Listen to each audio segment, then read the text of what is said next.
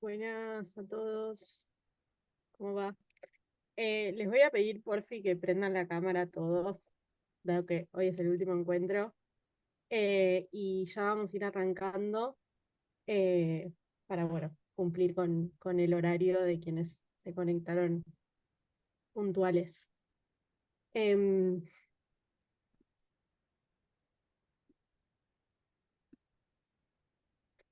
bueno, voy a presentar al primer orador. Maximiliano Ferraro es diputado nacional por la Ciudad Autónoma de Buenos Aires, función que desempeña por segundo mandato desde el 2019. Preside la coalición cívica ANI en el orden nacional y ha sido legislador de la ciudad por dicha fuerza entre 2011 y 2019. En su actividad política y legislativa ha trabajado intensamente en proyectos e iniciativas vinculadas a la promoción de la educación de calidad, la sustentabilidad ambiental, la igualdad de género y de las diversidades sexuales, como así también el fortalecimiento y la defensa de los derechos humanos y las instituciones públicas en nuestro país y la región. Actualmente integra en el Congreso, las comisiones de Educación, Cultura, Legislación General, Recursos Naturales y Ambiente Humano, Comunicaciones e Informática, Transportes, Mujeres y Diversidad de Intereses Marítimos.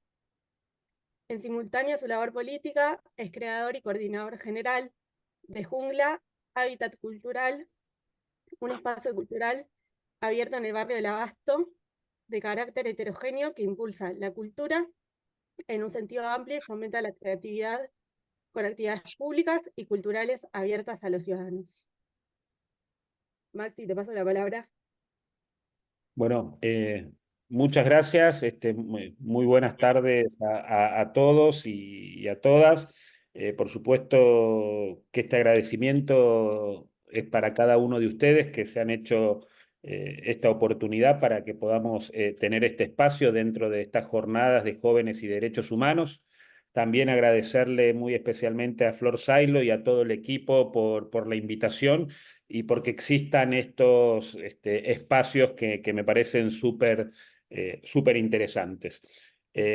A ver, yo la propuesta que les hago, por ahí hablar yo al principio, calculo que unos 15, 20 minutos como mucho, quizás menos, veré cómo ando en eso y después abrir a preguntas, intercambios, críticas, aportes, lo que cada uno de ustedes quiera comentarme al respecto. Si les parece, ese es más o menos el esquema que yo tuve pensado para esta charla cuando me invitó Flor y todo el equipo. Y así la hacemos mucho más dinámica y mucho más productiva, también en relación a todo lo que vienen trabajando ustedes desde hace tiempo, ¿no? en este espacio de capacitación, formación y demás. ¿Les parece? Bueno, a ver, eh, yo quisiera, digamos, a ver, lo que voy a contarles yo lo enmarco en primer lugar en el reconocimiento que ha tenido la República Argentina en materia de derechos humanos y en ampliación y reconocimiento de derechos en lo que son estos 40 años de democracia. Eh, y en estos 40 años de democracia, como ustedes saben, la Argentina ha avanzado significativamente en lo que son ampliación y reconocimiento de derechos, que parten, si se quieren, en el primer gobierno de la recuperación democrática de Alfonsín, pero que continúan a lo largo y ancho de todo el recorrido de estos 40 años de vida democrática en la Argentina, y que ustedes lo verán en leyes como la ley de divorcio vincular, la patria potestad compartida, paridad de género, ley antidiscriminatoria, matrimonio igualitario, ley Micaela, eh, eh, ¿qué más? Digamos, alguna ley más que me estoy olvidando, la ley de cupo laboral trans, bueno, todas las leyes que conocemos que integran, digamos, la cuestión normativa de leyes que la Argentina no solamente se posiciona en un buen lugar en la región, sino que, como ustedes saben, ha sido reconocida a nivel internacional en los avances significativos y muchas de estas leyes ser los primeros en poder llevarlas adelante. Dicho esto, nosotros ¿dónde enmarcamos las leyes que sancionó el Congreso durante todo este tiempo? Y en esto yo quiero remarcar la importancia de que estas leyes, corrernos de la lógica maniquea que en algún tiempo del kirchnerismo se intentó poner sobre la construcción de estas leyes, como que el reconocimiento y ampliación de derechos, principalmente vinculado a las diversidades sexuales, a la cuestión de género o al movimiento de mujeres, pertenecían o tenían la primacía dentro de un sector político. Y la verdad que todas estas leyes que están vinculadas a lo que le decía, matrimonio igualitario, identidad de género, patria potestad compartida, divorcio vincular, paridad de género, pero antes de la paridad de género, la integración en las listas de candidatos a diputados y senadores por parte de las mujeres, son leyes que fueron construidas bajo un concepto, bajo, si se quiere, dos conceptos que son para mí importantísimos a tener en cuenta cuando se empiezan estas leyes.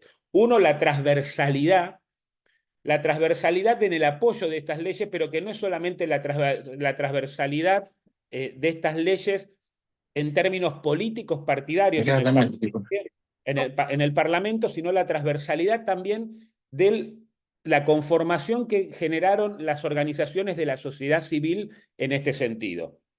Esto, digamos, es importantísimo para poder remarcar y para poder saber cómo cada una de estas leyes fue posible en la Argentina. Fue posible porque hubo organización de la sociedad civil, fueron posibles porque hubo participación ciudadana, por supuesto que estuvieron acompañadas por decisión política, pero fueron leyes de las cuales algunas, por supuesto, no fueron votadas por unanimidad, pero que tuvieron, muchas de ellas, un amplio apoyo y una amplia construcción transversal desde el punto de vista político. Dicho esto, ustedes se preguntarán, bueno, ¿cómo enmarcamos estas leyes en la Argentina? Bueno, principalmente las tenemos que enmarcar en lo que establece nuestra Constitución, en lo que establecía nuestra Constitución de 1853 y lo que después establece en la Constitución reformada del 94, que estamos cumpliendo este año 30 años de la reforma del 94,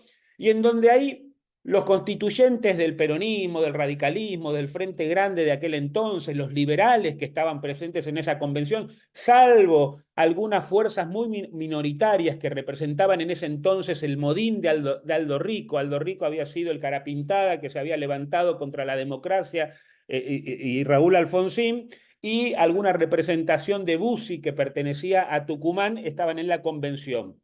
Pero, como les decía, la convención en el 94 decidió algo, peronistas, radicales, liberales, todo esto que le estoy diciendo, ¿bajo qué?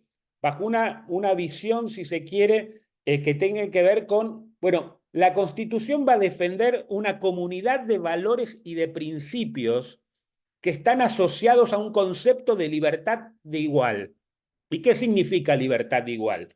Libertad de igual significa libertad con equidad. Libertad con equidad, ¿para qué? Para igualar los puntos de partida en la sociedad. Y cuando uno empieza a ver lo que hace la reforma del 94 en este sentido, ¿a dónde lo empieza a ver? Por supuesto lo toma en el viejo artículo 16 de la Constitución Nacional, en el viejo artículo 16 de la Constitución Nacional, donde claramente el 16 de la Constitución Nacional dice: la Argentina no admite prerrogativas de sangre ni de nacimiento, no hay en ella fueros personales ni títulos de nobleza. Todos sus habitantes son iguales ante ¿qué? Ante la ley y admisibles en los empleos sin otra condición que la idoneidad, y la igualdad es la base del impuesto y de las cargas públicas. Pero no nos quedamos ahí, como les decía, ese artículo 16 es la parte que no tocaron los convencionales, pero ahora viene, sí, lo que metieron, incorporaron los convencionales, que tiene que ver en base a esto que les decía, comunidad de principios, libertad de igual, que significa libertad con equidad para igualar los pisos de partida, y ahí el convencional es muy claro cuando incorpora la cláusula del progreso en su artículo 75, inciso 19, que es la nueva cláusula del progreso en la Constitución Nacional. La vieja cláusula del progreso era el 75, inciso 18, pero la nueva cláusula del progreso incorpora digamos, unos dos últimos párrafos que tienen que ver con lo que nosotros estamos hablando en términos de diversidad sexual, de reconocimiento y ampliación de derechos y las políticas que hacen a la construcción de ciudadanía y de igualdad, que tiene que ver cuando habla del crecimiento armónico de la nación, cuando establecen esa nueva cláusula del progreso, de qué manera sancionar leyes de organización y en base a lo que hace a la educación, pero a su vez que, digamos, esto responda a la responsabilidad indelegable del Estado, de qué manera participa la familia y la sociedad, a la promoción de los valores democráticos y a la igualdad de qué, de oportunidades y igualdad de posibilidades en lo que establece en esa cláusula del progreso sin ningún tipo de discriminación y a su vez establece que garanticen los principios de gratuidad y equidad en el acceso a la educación pública estatal y a la autonomía y autarquía de las universidades. Pero a su vez también esa cláusula manda a dictar leyes que protejan lo que hace a la pluralidad cultural de nuestra Argentina.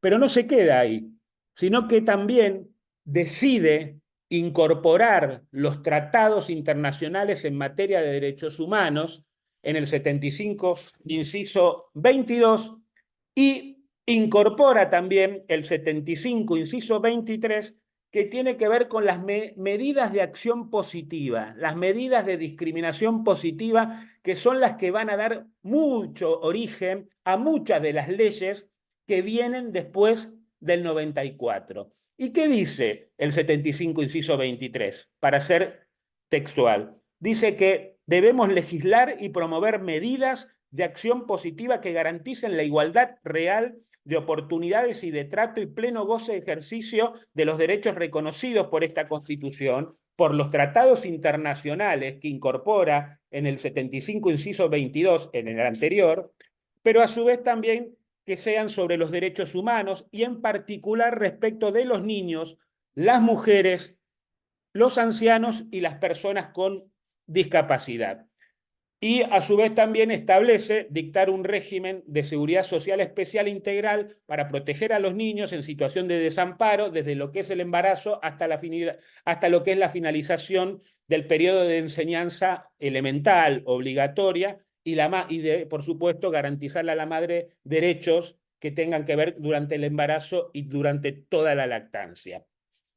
Esto, digamos, lo remarco porque es importante que, como les decía al principio, nosotros tengamos en cuenta dónde estructuramos y pensamos las leyes y las políticas públicas que hacen a materia de género, diversidades sexuales y ampliación y reconocimiento de derechos, que pone a la Argentina en un lugar privilegiado y que es ejemplo para muchos, para muchos países de la región, pero que se centra en la cuestión constitucional. No es que los legisladores en la ciudad o en la Cámara de Diputados nos sentamos de un día para el otro y empezamos a pensar proyectos o leyes que no tienen un sentido en el orden constitucional de lo que les decía.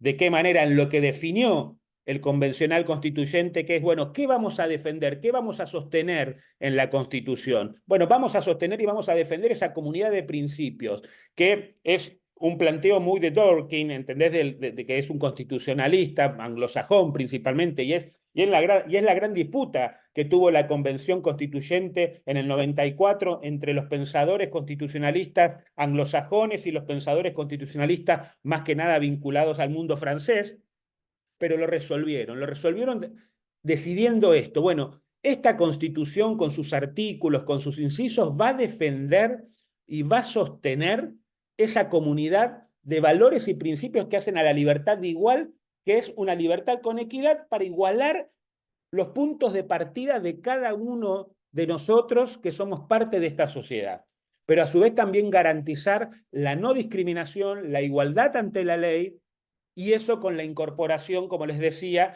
del 75, inciso 22, que son todos los tratados de derechos humanos, y el 75, inciso 23. Pero en el caso también, y hubo un avance muy significativo, que fue ahí donde se incorpora por primera vez todas las cuestiones que hacen a la orientación sexual, la cuestión de género, que es la Constitución de 1996 de la Ciudad de Buenos Aires, donde por primera vez, como les decía, aparece la cuestión de orientación sexual, de género, atada a las cuestiones de raza, etnia o religión o edad, y que es el artículo 11 de nuestra Constitución de la Ciudad de Buenos Aires, que claramente dice, el artículo 11 de nuestra Constitución, que todas las personas tienen idéntica y dignidad y son iguales ante la ley, y que la Ciudad de Buenos Aires reconoce y garantiza el derecho a qué, a ser diferente, a no admitiéndose de ninguna manera discriminación que tienda a la segregación por razones o con pretexto de raza, etnia, género, orientación sexual, edad, religión, ideología, opinión, nacionalidad, caracteres físicos, condición psicofísica social, social económica o cualquier circunstancia que implique distinción, exclusión o restricción o menoscabo de las personas. La ciudad de Buenos Aires promueve acción positiva, como está también marcada en la Constitución Nacional. La ciudad de Buenos Aires promueve la remoción de todo tipo de obstáculos de cualquier orden que, limitando el hecho de la igualdad y la libertad, impidan lo que es el pleno desarrollo y la efectiva participación de la vida política, económica y social de la comunidad en la ciudad de Buenos Aires. Y ahí, esto yo quiero resaltar porque este es un artículo que por primera vez aparecen estas cuestiones que les decía que estaban vinculadas al género, a la orientación sexual, que antes no aparecían salvo la mención que podía haber en tratados internacionales de derechos humanos en la Constitución, pero ahora aparece taxativamente en una de las primeras constituciones por reforma del 94 y el proceso de autonomía de la Ciudad de Buenos Aires. Y es un artículo que a mí me gusta muchísimo defender porque es un artículo que no lo hicieron los constituyentes o los estatuyentes de la Ciudad de Buenos Aires, sino que es un artículo que redactó, militó y trabajó la sociedad civil de la Ciudad de Buenos Aires y que tuvo como el principal promotor y redactor nada más ni nada menos a quien yo considero el mejor activista que tuvo la Argentina en materia de derechos LGBT, que es nada más ni nada menos que Carlos Jáuregui. Carlos Jáuregui, poquito antes de que falleciera, que falleció en el año 96, víctima del VIH-Sida, fue quien convenció, junto con un montón de otros activistas de las organizaciones de la sociedad civil, de ese entonces se habían hecho las primeras marchas del orgullo acá en la ciudad de Buenos Aires, fue el que convenció a radicales, al Frente Grande, al Partido Justicialista, bueno, a todos los que participaban de ese estatuyente que se había reconocido la autonomía de la Ciudad de Buenos Aires después de la reforma del 94 y la Ciudad de Buenos Aires pasaba a tener estatus de provincia como con el resto del país, se incluye esta cláusula. Entonces, digamos, esto como para darles el primer pantallazo normativo de por qué estas leyes se construyeron de la manera que se construyeron y dónde tienen el resguardo constitucional en la Argentina.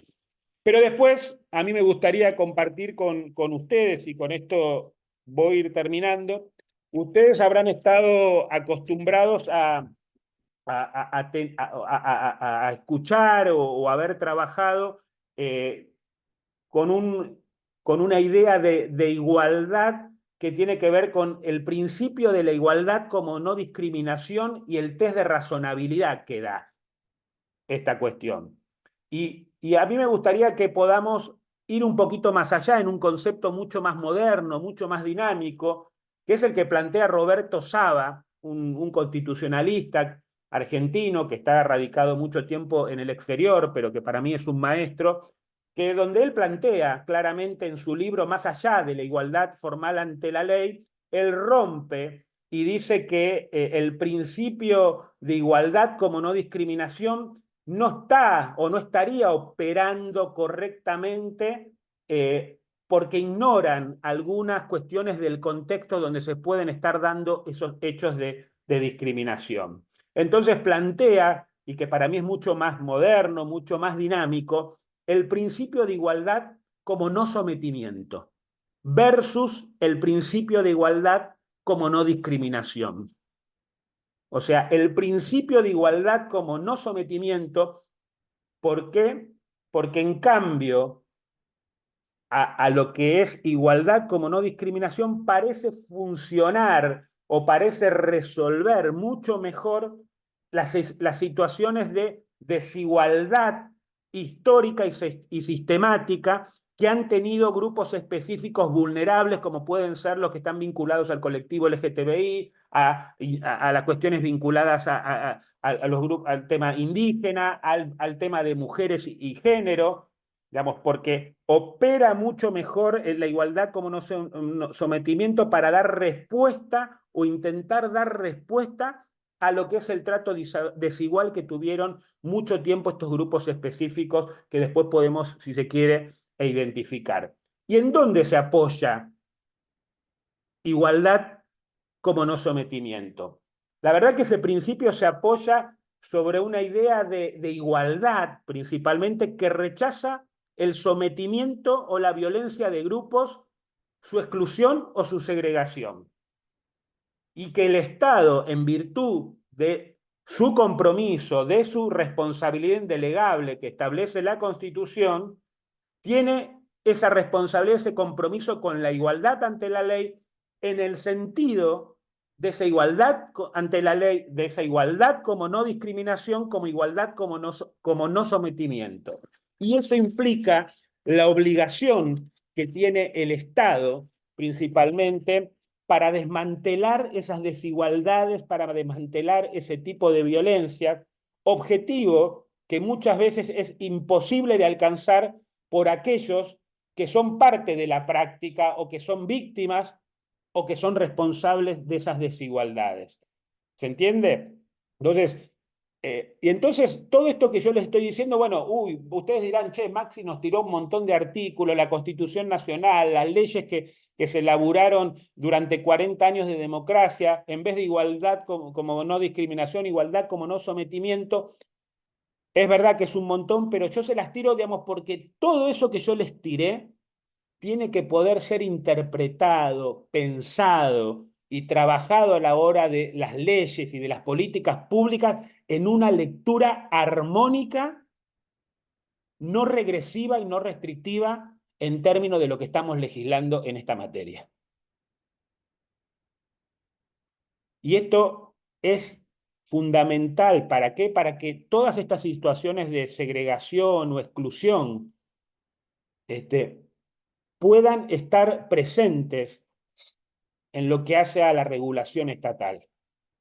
¿Por qué? Porque son productos, como dice Roberto Saba, de hábitos o de costumbres sociales y que surgen a partir de miles de pequeñas o grandes decisiones individuales tomadas por personas particulares, pero también tomadas por el Estado, que no deben o no están de acuerdo entre sí, ni perseguir de manera individual o colectiva el objetivo por ahí de segregar a un grupo o de perturbarlo, vinculándolo a una situación de desigualdad estructural, y que estas prácticas simplemente pueden suceder en la vida cotidiana, pero las obligaciones positivas del Estado hacia cada uno de los derechos reconocidos constitucionalmente en cada uno de nosotros, ¿qué exige en el marco de la igualdad como no sometimiento? Exige que el Estado y que cada uno de nosotros no permanezcamos en una actitud pasiva, sino que intervenga para claramente poder velar y hacer respetar estos derechos. Entonces, esto es lo que yo más o menos quería transmitirles a ustedes. Por supuesto que este recorrido que yo les hago está atado, por supuesto, a una historia que a mí me tuvo como militante político, como militante también de la diversidad sexual, pero también en la responsabilidad que me tocó 8 años en la legislatura de la Ciudad de Buenos Aires, presidir también la Comisión de Educación en la Ciudad de Buenos Aires, pero ahora como diputado de la Nación, para ver de qué manera nosotros sostenemos este tipo de avances que se tuvo en la Argentina, que es muy distinto a la discusión que se puede estar teniendo hoy con respecto a, y no es defender el descalabro o el desmanejo que se pudo haber tenido y el abuso, el uso y abuso que tuvo el kirchnerismo con respecto al Ministerio de Mujeres o a ciertas políticas de estas características, pero es importante y por eso yo celebro que podamos estar teniendo esta jornada con ustedes para poder dialogar y para poder ratificar estas cuestiones, que muchas veces las generaciones más jóvenes creen que esto ya está consolidado. Yo creo que esto hay que poder cuidarlo, que esto hay que poder conversarlo, que esto hay que poder seguir mejorándolo en base a abrazarnos nada más ni nada menos que a la Constitución Nacional, a las leyes, a los tratados internacionales de derechos humanos, pero que a su vez tengamos en cuenta no solamente el contexto, la realidad de la Argentina, sino el contexto y las realidades regionales y globales, donde se ponen en jaque este tipo de discusiones, porque también debo reconocer que pudo haber habido un uso y abuso y apropiación de estas cuestiones que nos deben pertenecer a todos y como les decía yo al principio, no pertenecen a un signo político.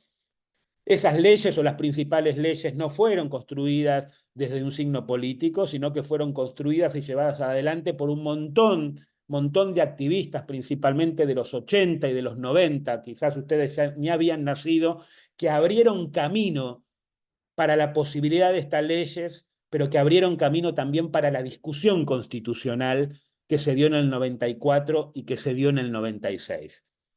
Digamos, porque no podemos hacer la lectura de estas leyes por fuera de lo que era la Constitución del 53, pero lo que definió el convencional del 94 en esto que le decía vinculado a la comunidad de principios y valores, a la libertad igual, con equidad, a la incorporación de los tratados internacionales, a las acciones de discriminación positiva, a la igualdad de trato entre hombres y mujeres, a la cláusula de no discriminación en materia de orientación sexual y género, que es la primera que incorpora y sienta una jurisprudencia del carajo en la Argentina, creo que nosotros estamos en condiciones de, por supuesto, tratar de pensar y reflexionar de cómo mejoramos las políticas públicas en esta materia, pero que también tenemos el deber, por más que muchos de nosotros, por una cuestión generacional y ustedes más, digamos esto, che, esto tenemos que estar escuchando estas cosas en este momento cuando a nosotros con nuestros amigos, nuestros novios, novias, lo que sea, esto no nos pasa por la cabeza, pero que yo creo que en muchos aspectos en cómo hoy también están erosionándose las democracias y cómo los populismos de izquierda o de derecha intentan socavar, digamos, algo más que la manda democrática. Digamos, intentan socavar o erosionar lo que es la manda republicana, que es en definitiva la república la que te da las garantías, no solamente de un ejecutivo, sino de un parlamento que genere sus frenos y contrapesos que son necesarios en el funcionamiento institucional, sino que también haya una justicia independiente que pueda preservar e interpretar los derechos que están consagrados no solamente en nuestra Constitución, sino en las leyes que surgieron en la vida democrática de estos últimos 40 años en la Argentina. Muchísimas gracias. Muchas gracias, Maxi. Bueno, chicos, si quieren preguntarle algo, pueden levantar la mano ahí. Nicanor, Franco, después te doy la palabra. Bueno, gracias. Yo lo que quería preguntar se concentraba sobre todo en cómo veía usted el futuro de los derechos LGBTI y de género en general en la Argentina, considerando que tenemos un gobierno cuyo ministro de Justicia ha sostenido que ellos Ahora, no ¿cómo, reconocen. me entrecortó un poquito? ¿Cómo me decías? Sí, perdón.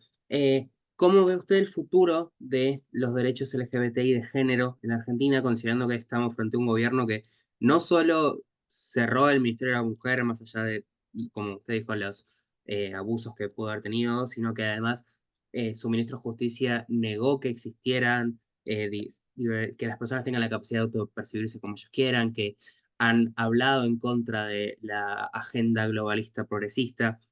¿Cree que usted que en la Argentina estamos viviendo una vuelta atrás en cuestión de derechos de género y LGBT? Yo creo que afortunadamente hoy en el Congreso no hay mayorías para que haya un cambio en las leyes, en todas estas leyes que se sancionaron en los últimos 40 años. Eso no quiere decir que nos tiene que poder generar alguna alerta, un llamado de atención, alguna cuestión que está más ligada a una narrativa que está inserta dentro de la batalla civilizatoria, cultural que están intentando dar y que es por eso que para mí lo que dijo y lo dijo el ministro de Justicia, Cunio Libarona, es grave, porque el ministro tiene el derecho a decir lo que quiere, como cualquiera de nosotros, en el marco del ejercicio de nuestra libertad de expresión, poder decir lo que se nos canta. Lo que no podemos dejar pasar es que los dichos se paren por fuera de la Constitución Nacional, por fuera de los tratados internacionales de derechos humanos y por fuera del desconocimiento de todas las leyes que existen en la Argentina, y menos aún en la máxima autoridad de llevar adelante las políticas de justicia, de derechos humanos o de políticas de género. Pero bueno, digamos, yo creo que más que nada de decir veo un peligro, te diría que me parece importante estar en alerta, me parece que, digamos, por eso celebro y reivindico la posibilidad de este espacio y que ustedes puedan estar viendo este tipo de agendas y poniendo en debate esto para ver de qué manera también entre todos lo podemos preservar y cuidar. Y esto en el preservar, en el cuidar, lo que ha logrado la Argentina en estos últimos años, no quiere decir y no tenemos que poder permitir que se plantee esa cuestión maniquea, perversa, de que si nosotros estamos discutiendo esta agenda es porque estamos bancando el descalabro que hizo el kirchnerismo con el Ministerio de Mujeres o el uso o abuso que hizo el kirchnerismo de muchas de estas políticas. Creo que, digamos, en sectores del PRO, en sectores del radicalismo, de la coalición cívica, de lo que éramos Juntos por el Cambio, hay muchísimos, muchísimos militantes, muchísimos adherentes, voluntarios, dirigentes que pueden dar otro tipo de testimonio y bancar la parada en este sentido. Muchas gracias. No, gracias a vos, Nicolás. Franco tenía la mano levantada antes.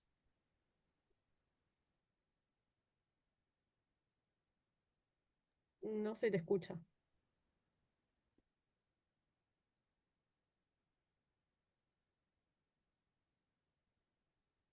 Bueno, si no podemos seguir con la pregunta de Joy y cuando arregles el micrófono, te paso la palabra.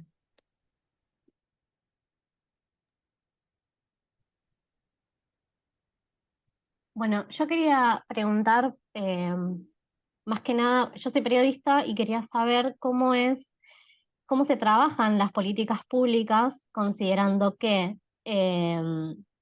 todas estas discusiones fueron tomadas como banderas políticas y cómo se hace para que no se generen situaciones de discursos de odio o situaciones de violencia cuando tal vez el amarillismo aparece en los medios de comunicación y terminan comunicando ciertas cosas que no van de la mano con garantizar estos derechos o garantizar estas buenas prácticas ya ganadas a través de leyes o a través de acciones que fueron tomadas ya hace un tiempo.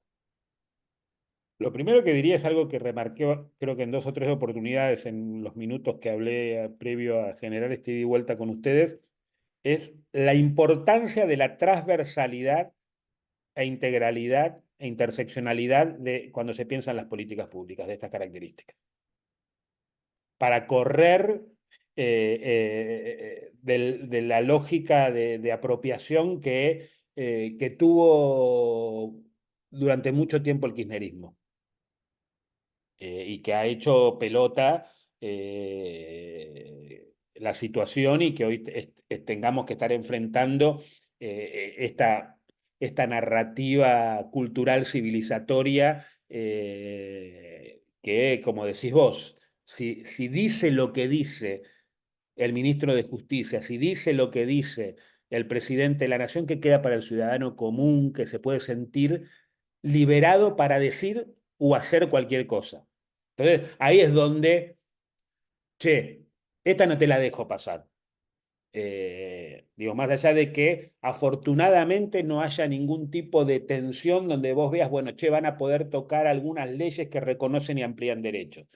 Porque no es solamente la ley, sino es el discurso que construye el poder y lo que habilita cuando el discurso es llevado adelante desde las esferas más altas del poder.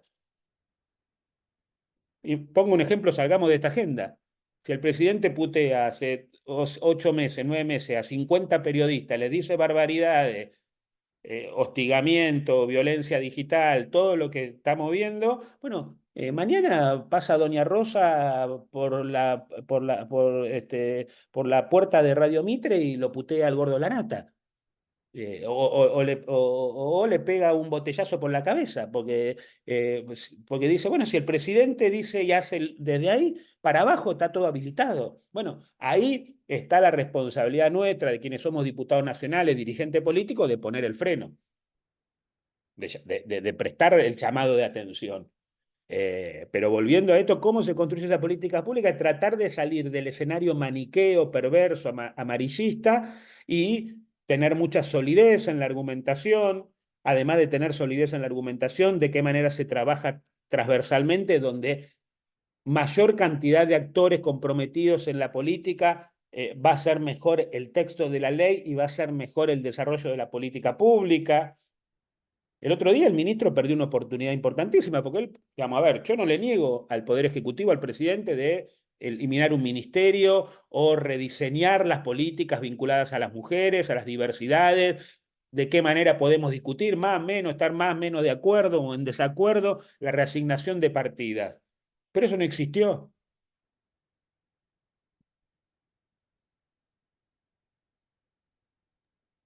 Bárbaro, muchas gracias. Franco, ¿querés volver a probar?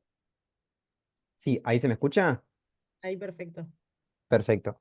Bueno, en primer lugar, diputado Ferraro, muchas gracias por su charla. La verdad, la disfruté mucho, la introducción que hicimos antes de pasar a las preguntas. Me gustaría consultarle sobre un tema del que creo que habló bastante, así que espero que pueda responder brevemente. Pero tiene que ver con un planteo que es muy común, sobre todo yo creo que el gobierno, no sé si lo ha llegado a decir firmemente, pero ciertamente está cerca de plantearlo. Y Milei en sus momentos de juventud ciertamente lo planteaba junto con otros intelectuales de la derecha chilena, como puede ser Axel Kaiser o otros personajes de ese espectro. Cuando hablaban de todos los derechos que hemos hablado en este momento, ellos siempre hacen el planteo de que el Estado no puede obligar porque es como si estos campos fueran parte del pensamiento individual. Entonces, su planteo es, no me pueden obligar a, por ejemplo, utilizar lenguaje inclusivo o no me pueden obligar a reconocer el género de determinada persona. ¿Qué opina usted de este planteo? Porque, bueno, ciertamente acá hay una contraposición entre lo que para ellos es la defensa de la libertad de expresión y lo que por otro lado sería la defensa ante la discriminación, ¿no?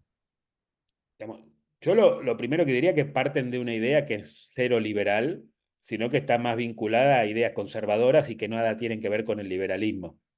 Digo, porque yo cuando les cité a Dworkin de comunidad de valores y de principios, no estoy hablando de un marxista, estoy hablando de un liberal constitucionalista del carajo.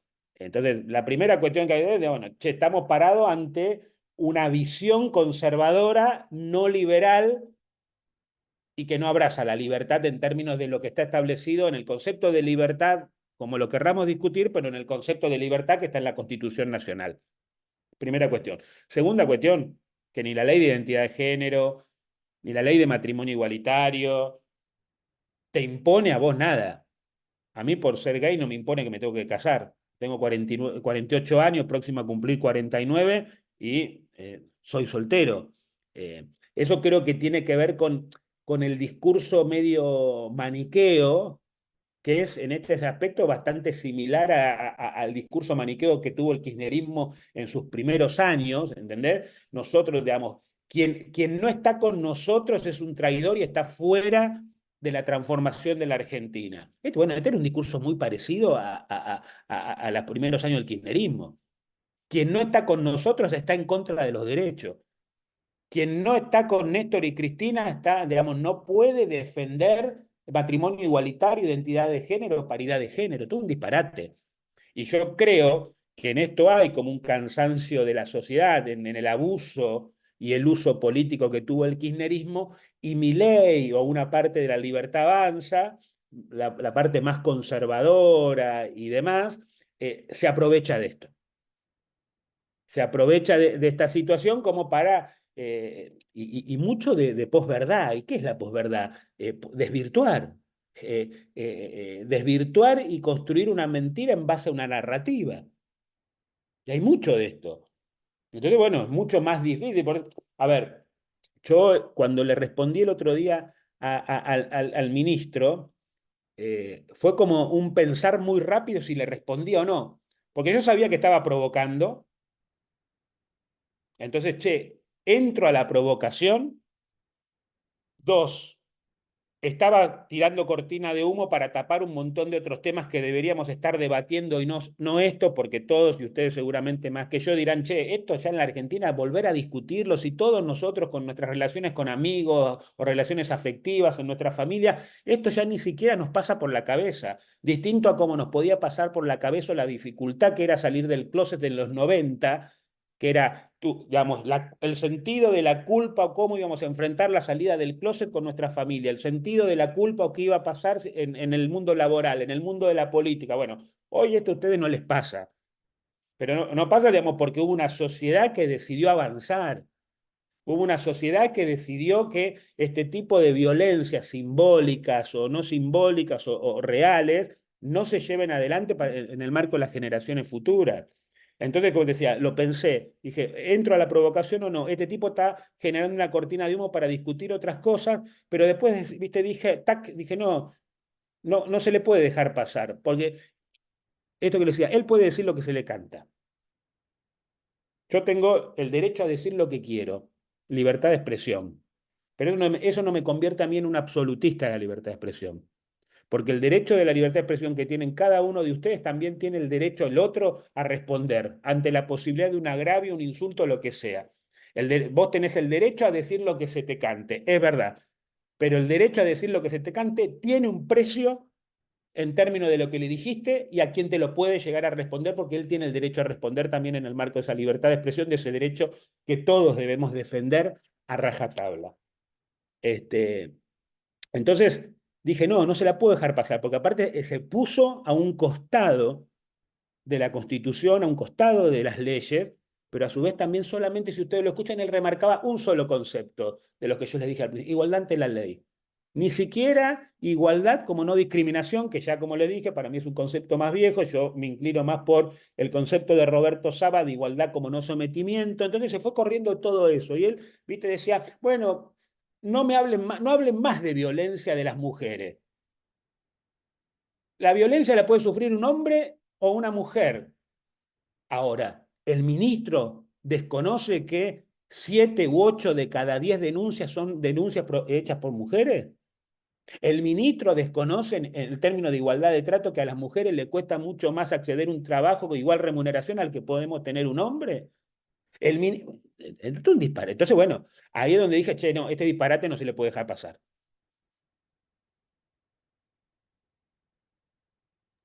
Bueno, Maxi, muchas gracias por estar hoy acá y por compartir esto con los chicos. La verdad que fue Bueno, súper instructivo. espero que les haya servido, y bueno, y a disposición, bueno, Flor tiene mi mail, mi teléfono, así que a disposición, consultas, lo que quieran, en serio. Y súper agradecido, espero haber sido claro, por ahí esto yo ya lo tengo bastante metido en mi cabeza y les tiré muchas de las cuestiones, yo después les voy a pasar también para que tengan por ahí mi apunte de lo que me armé, digamos, de dónde parte la idea de estos 40 años de democracia, las leyes logradas y cuál es la base donde se sustentan esas leyes, previo al 94 y posterior al 94, porque me parece que eso es donde tenemos que seguir reforzando y está en la Constitución. Al que le guste bien y al que no, debe cumplir la Constitución. Bárbaro, muchísimas Gracias. gracias. Chao, chao. Pasamos ya a los próximos oradores.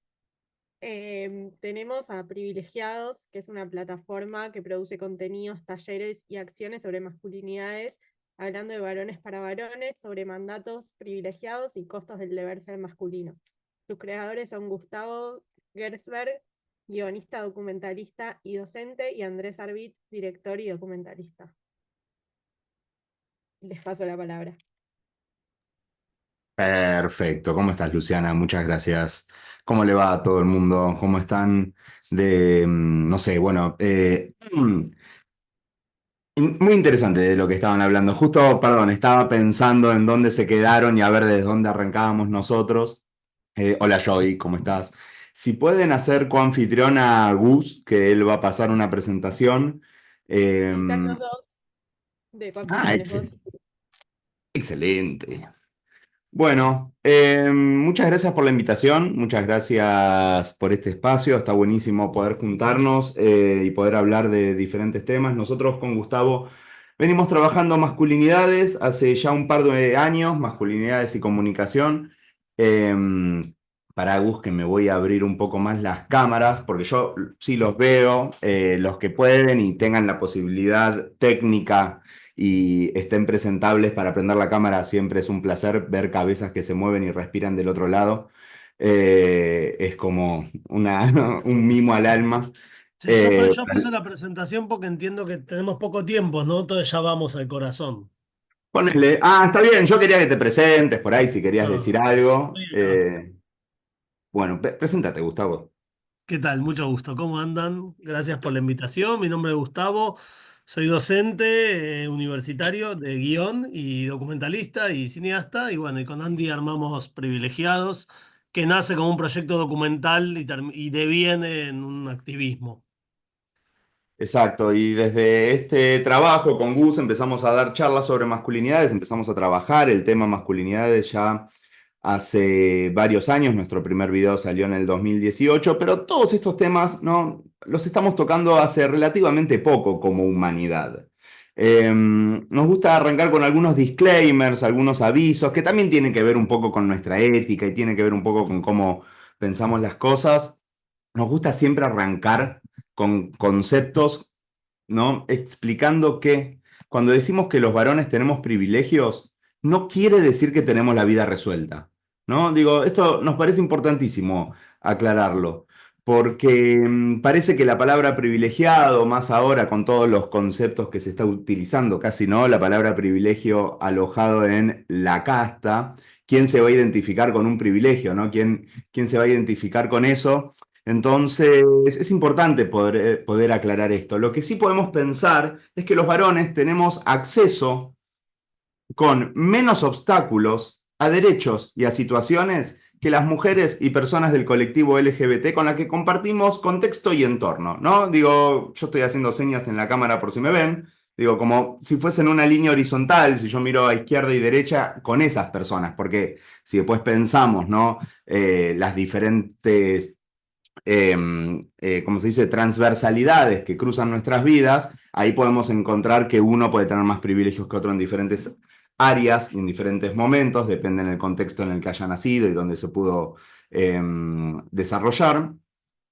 Pero también últimamente les dejo este concepto porque también les voy a pedir, digo, si tienen ganas de charlar, de poner algo en el chat, Gus va a estar siempre ahí atento al chat. Y si quieren tomar la palabra también, nos gusta que nos interrumpan, nos gusta que esto sea una conversación. Digo, por si pensamos que al final está el espacio de preguntas, lo tenemos, pero si las quieren ir metiendo en el medio y después nos acomodamos, también puede funcionar. Estamos pensando últimamente con el concepto que, como les digo, decir privilegiado también en esta época en que la economía está muy difícil, es hasta estratégicamente erróneo, capaz desde la comunicación, ¿no? Pensar en que tenemos privilegios, personas que trabajamos todo el día o nuestras familias trabajan todo el día y vemos que llegamos justos a fin de mes. ¿De qué privilegio me hablas? Bueno, quizás a veces nos sirve pensar en la comodidad. A nosotros nos gusta con Gustavo pensar en qué momentos nosotros podemos, ¿no?, percibir que estamos cómodos y pensar cómo se sienten ellas o cómo se sienten las personas del colectivo LGBT+, ¿no? Digo, para cuando somos varones cis heterosexuales, y si nos, ahí yo me voy a sumar a mis ¿cómo se dice? Mis ladrillos en mi pirámide de privilegios, ¿no? Que soy un varón blanco, cis, heterosexual, de clase media, educado, de capital federal, ¿no? Que tengo una casa, que tengo un auto, que vivo en familia, ¿no? Tengo mi pareja, mujer, no estamos casados, siempre me sale decir mi esposa, pero no es así. Tengo un hijo de 10, una hija, ¿no? de 7, digo, vivo, la verdad que no me puedo quejar. Pero bueno, entonces desde este punto de vista yo puedo pensar mis comodidades y entender y empatizar con las incomodidades del resto, ¿no? Se los dejo como algo que vamos a ir charlando a lo largo del espacio. A mí a veces, digo, cuando empecé a trabajar estos temas, como bien decía Gustavo, nosotros venimos del mundo audiovisual, me empecé a dar cuenta de esas comodidades al instante, eso de yo agarro la primer remera que tengo en la pila, ¿no? Para vestirme. No ando pensando por qué cuadra voy a pasar, con quién me voy a cruzar, si el portero de tal lugar me mira, si me tengo que tomar el subte y tengo que subir las escaleras, me tengo que tapar la pollera para que no me vean la cola, o, ¿no? Digo, yo no pienso en un montón de esas cosas antes de llegar a mi trabajo, ¿no? Digo, no pienso en que alguien me puede apoyar, no pienso en el acoso, no pienso en diferentes situaciones a la hora de agarrar una remera. Entonces, ahí ya podemos empezar con un pequeño concepto, ¿no? de comodidad. Después, el día de hoy, nuestra charla con Gustavo implica siempre mirarnos a nosotros. Se los digo porque sí, obviamente, tanto varones, cis o trans, mujeres, cis o trans, personas no binarias y de cualquier orientación sexual pueden estar ejerciendo prácticas machistas. Sí, pero justo la charla de hoy que venimos con Gus a estos 40 minutos a charlar con ustedes, implica hablar de masculinidades. Entonces es importante no arrancar a decir, bueno, pero a mí, mi mamá me educó machista así, pero las mujeres, pero digo, es un momento en el que les pido que paremos la pelota y podamos mirarnos para dentro de la cancha nosotros mismos. Siempre los invitamos a que esta charla sea coloquial, que no van a encontrar en mí un académico que diga cosas muy formalmente. Por eso nos gusta que nos interrumpan, nos gusta que podamos charlar. En algún momento les voy a hacer una pregunta para que tiremos a ver algunos conceptos, algunas palabras sueltas en el chat. Y ¿no? nos gusta aclarar que nosotros, o sea, ustedes por ahí cuando vieron en la grilla o a veces cuando nos invitan a espacios dicen, bueno, ¿quiénes son estos aliadines que vienen acá a hablarnos, ¿no? de estos temas, de estos aliadines 2.0? Y nosotros, digo, nos gusta siempre hacer la aclaración que no nos creemos ningún pai religioso que sale de una burbuja pura, vestido de blanco, a decirle a la gente cómo tiene que vivir.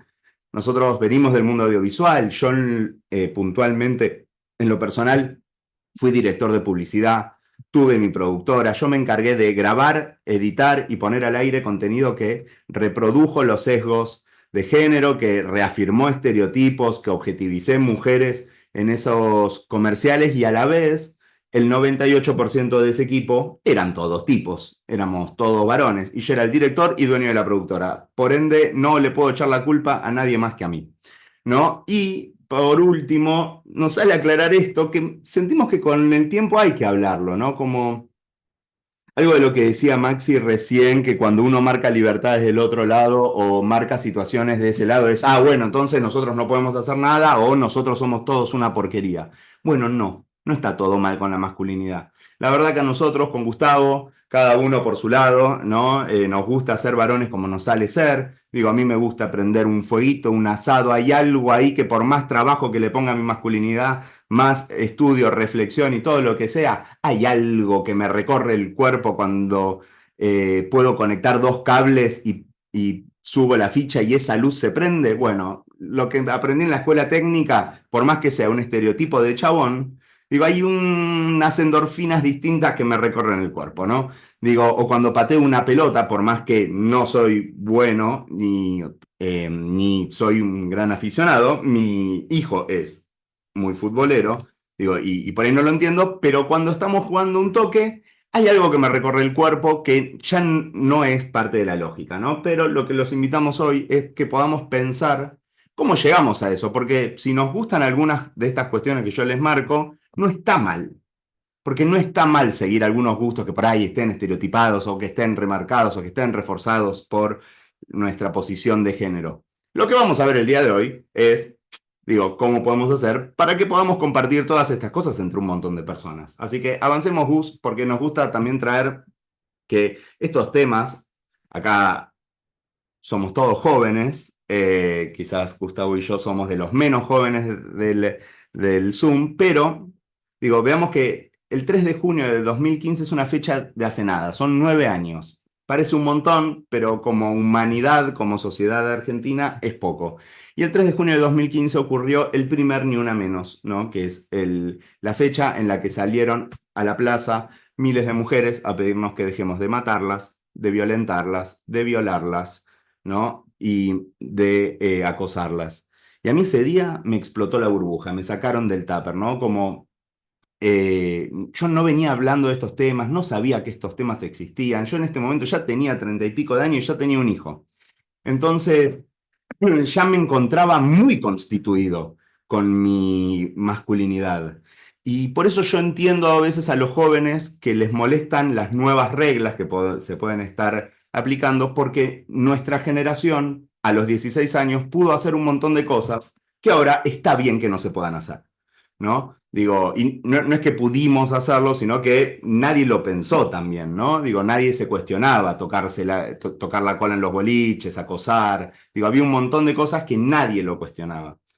Y a nosotros, los que estábamos más grandecitos, en ese momento ya estábamos muy constituidos. Entonces nos empezó a pegar mucho en nuestra personalidad, porque, digo, lo que ocurrió en este momento es que la mayoría de los varones quedamos profundamente desorientados, ¿no? Digo, quedamos perdidos en la marea, así como este barquito loco que tenemos por ahí dando vueltas, ¿no? Y que lo que ocurre es que todos los códigos que nos enseñaron hasta ese momento fueron puestos en jaque. O sea, nosotros veníamos en el status quo, veníamos en la sociedad como estaba y nadie se había puesto a hacer estas preguntas o ha parado la pelota. Y está buenísimo que eso haya ocurrido. Lo que no sabemos desde privilegiados es bien hacia adelante qué tenemos que hacer. Pero creo que después de este golpe que nos dio esta marea y que quedamos perdidos y aturdidos en la costa, creo que sabemos qué cosas podemos dejar de acá para atrás, ¿no? Y dentro de esta desorientación, muchos muchos de nosotros tuvimos distintas reacciones, ¿no? Y quizás a ustedes también les pasaron, no importa la edad de cada uno, pero o por ahí nos siguen pasando, porque lo que hablaban recién con Max y cuando traían lo del ministro, es un tipo de nuevo diciendo, bueno, ahora ya no se puede hacer ni decir nada, entonces como soy un ministro, tomo la decisión de cagarme en todas estas leyes. Bueno. No, este señor tuvo esta reacción y la tuvo ahora en el 2024, muchos la tuvimos en el 2015, en el 2016, ahora ya no se puede hacer ni decir nada. Y es interesante, porque con Gus, cuando escuchamos esta frase, por lo general, lo escuchamos mucho en agencias de publicidad o en espacios de comunicación. Y cuando le hacemos la repregunta, ¿qué es lo que querés decir que sentís que ahora no podés decir? Cuando repreguntás y te das cuenta que o estás discriminando, o es misógino, o es homodiante, ¿no? O es clasista, o es xenófobo. Digo, hay un montón de situaciones que cuando las podemos repensar, a nosotros nos parece que nos sirve, porque creo que nosotros con nuestros amigos varones, cuando hablamos de estos temas, muchos tenemos reacciones instantáneas. Bueno, ahora no se puede decir nada. Pero eso pasaba antes. Digo, pero cuando repreguntan, les prometo que cuando alguien repiensa lo que dijo, se da cuenta que hay ahí un espacio, ¿no? Para, claro, ¿por qué se dice esto, ¿no? Para escuchar al resto de las personas. Después hubo otra reacción de algunos de los varones que capaz dijimos, qué bien lo que denuncian las mujeres, pero yo no le pego, no violo a nadie, no lastimo. Así que hagan su lucha, a mí no me metan. Después una tercera reacción de algunos varones que capaz dijimos, bueno, pero eso pasaba antes, ahora yo me encargo de plim, plim, plim, y los varones adultos ahí ponemos la tarea de cuidado que estamos haciendo, o una que escuchamos hace poco en una empresa que nos dijeron, bueno, pero a mí todo esto ya me lo explicaron, ya lo entendí, ¿no? Ya me cagaron a pedos, ya está. Pero lo interesante es, si nos hablan de estos temas, bueno, ¿qué podemos hacer para transformar o repensar la masculinidad en lo cotidiano? Y después una cuarta reacción de algunos varones que empezamos a ejercer algún tipo de escucha activa. Y lo digo así, algún tipo de escucha activa, porque estas reacciones no están en orden. Uno puede empezar siendo re empático, escuchando, volveme al orden un toque, Gusti, o podés arrancar por, che, qué bien lo que dicen, pero al año escuchaste otra cosa nueva y decís, ahora ya no se puede hacer ni decir nada. Entonces empezás a escuchar diferentes temas y decís, no, pará, tengo que empatizar, claro.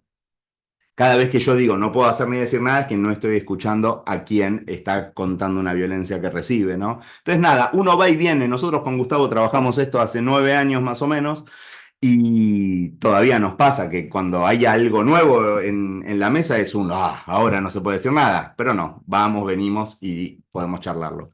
Y la escucha activa para nosotros es muy importante porque les cuento rapidito algo que ocurrió en el 2016 en lo personal. Nos gusta contar nuestro recorrido porque por ahí sirve de espejo, sirve para conocernos, sirve para ver si ustedes escucharon lo mismo. Que es que en el 2016 yo estaba terminando un comercial en un laburo y estábamos editándolo, ¿no? Y en la hora del almuerzo éramos 10 personas. 7 tipos, 3 mujeres. Y yo no me acuerdo cómo llegamos a la conversación, creo que tiene que ver porque se estaba hablando mucho de acoso callejero en ese momento, pero las 3 mujeres nos contaron que a ellas les había pasado que entre los 8 y los 11 años un varón les había mostrado el miembro en la calle. Y yo no lo podía creer, tenía más de 30 años y a mí no me pasó, quiero creer que mis amigos no lo hacen o al menos no lo cuentan, ¿no? Entonces, si yo hubiese sido empático de una, le creía y listo. Pero no, dudé. Y agarré mis herramientas de trabajo, una cámara y un micrófono, y salí a hacer entrevistas a la calle.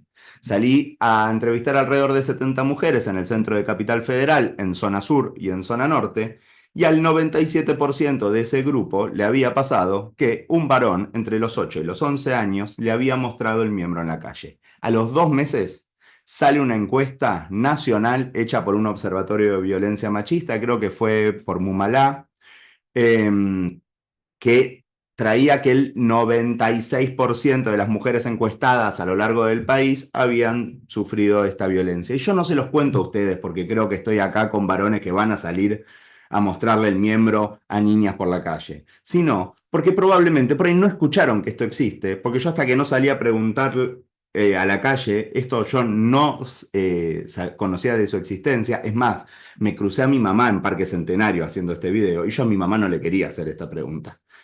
No tenía ganas de andar hablando de esto.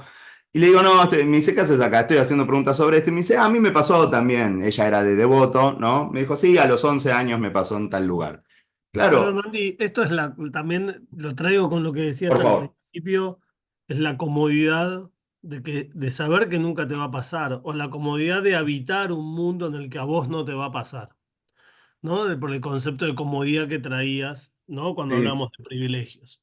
Y lo que traes está bueno porque lo que me respondían las mujeres cuando yo le decía, che, ¿y qué hiciste después? Me dijo, no, me iba corriendo a mi casa y se lo contaba por ahí, a mi mamá o a nadie, ¿no? O a una tía o a una prima, siempre a una mujer, no a un varón porque no quería como que se enoje, ¿no? Como una sensación, todas lo dijeron, una sensación de culpa de que lo que les había ocurrido era un poco responsabilidad de ellas. Está claro que no es responsabilidad nunca de ellas.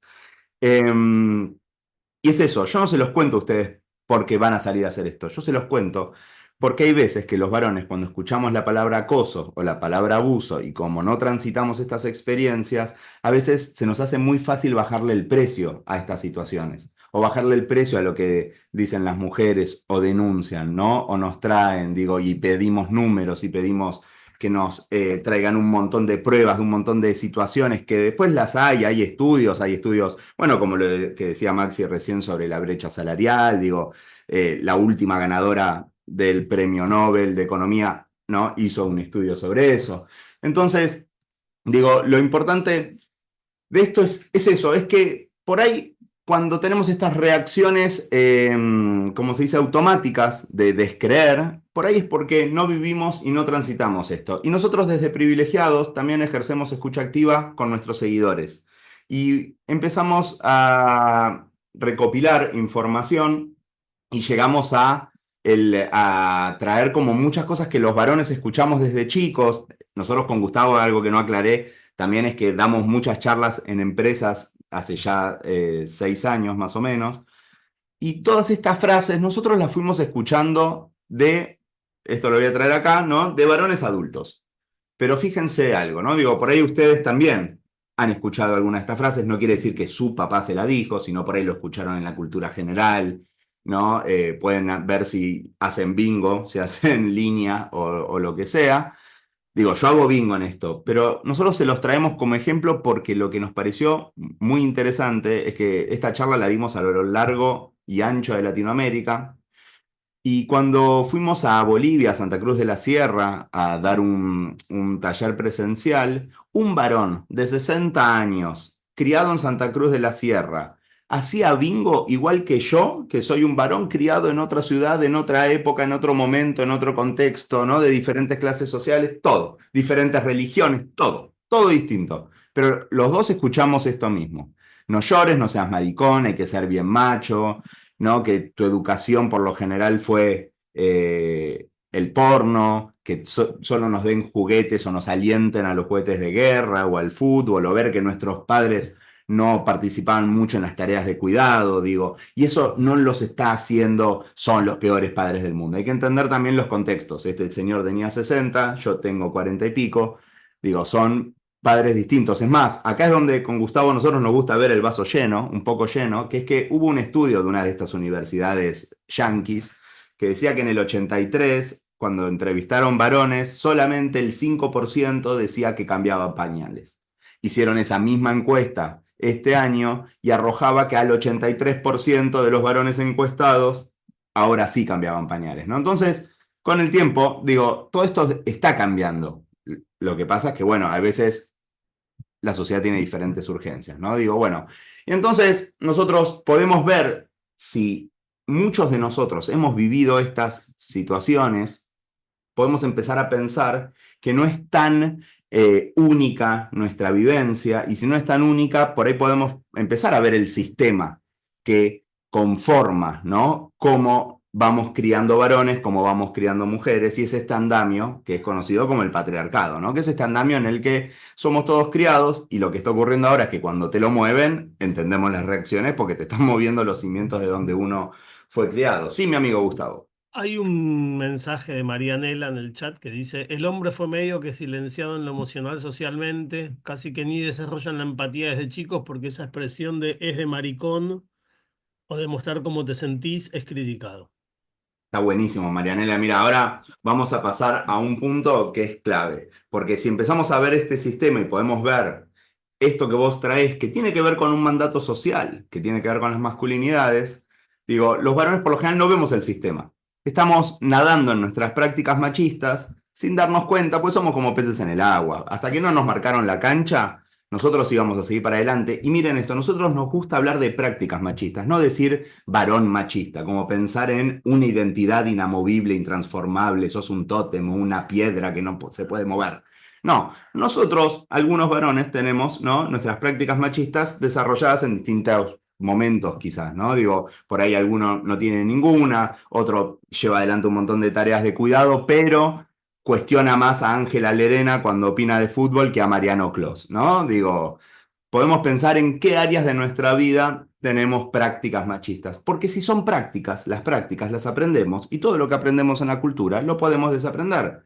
Nada de esto que estamos hablando hoy es natural, es biológico, no viene en nuestro ADN, no existe el somos, ¿no? O sea, nadie es machista cuando nace. Digo, todo esto es cultural y todo esto se construye. Entonces, en la construcción, nosotros con Gustavo nos gusta pensar en la masculinidad como una cofradía.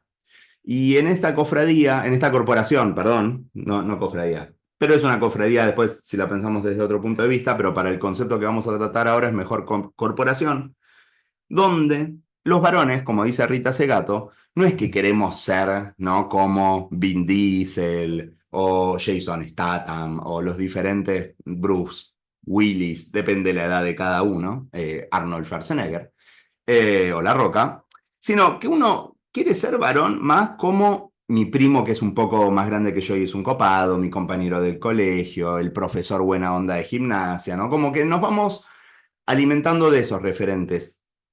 Y también, solo entre nosotros, es que nos marcamos la masculinidad constantemente. Porque podemos pensar que hay un grupo que puede ser una masculinidad dominante en una división, ¿no?, en la escuela, y que entre ellos someten a uno. Quizás someter es una palabra que es muy grande, podemos decir que lo boludean, que no le hacen un bullying extremo, ¿no? Es como un boludeo tranquilo.